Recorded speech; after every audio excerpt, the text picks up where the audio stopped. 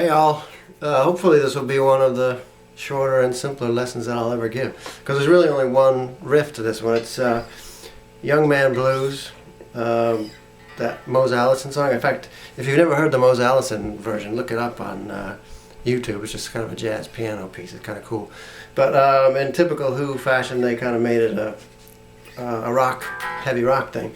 And there's just the first few verses, I guess you'd call it, then the long jam part, which we're not going to get into because that's just soloing stuff, and then they come back to the riff at the end, but it goes like this.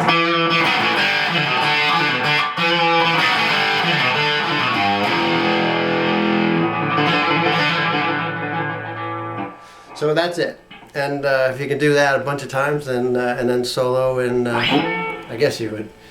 Pete doesn't strictly stick to E minor pentatonic, but you could if that's what you know. But the riff starts on this E note, so that's it's in E. The song is in E. You start at the D string at the 2nd fret, right? So that one's just a single note to start it, and then it's D and G. And if you get sloppy and hit the B string on the riff part, don't worry, because it's sort of a sloppy riff. But it's D and G at 4th, then down to 2nd, then off.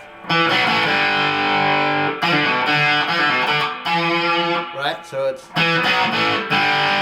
And then that little... So that's D string at the 2nd fret, on and off. So you just kind of hammer it off. Then it goes down to the A string at the 2nd fret for that B note. Open D string.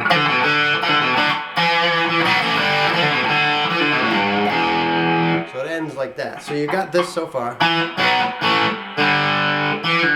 I'll put my other hand in it so you can see.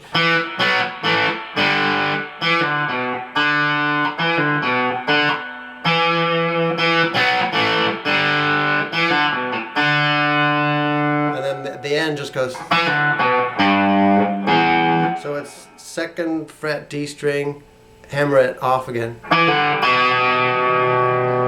Same thing back to that B note. That's the A string at the 2nd fret, and then the E string 3rd fret, sort of bent up, and then off.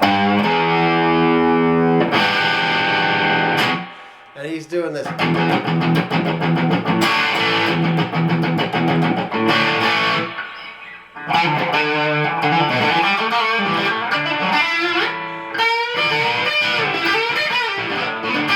Actually, he's doing on the neck pickup for all that stuff.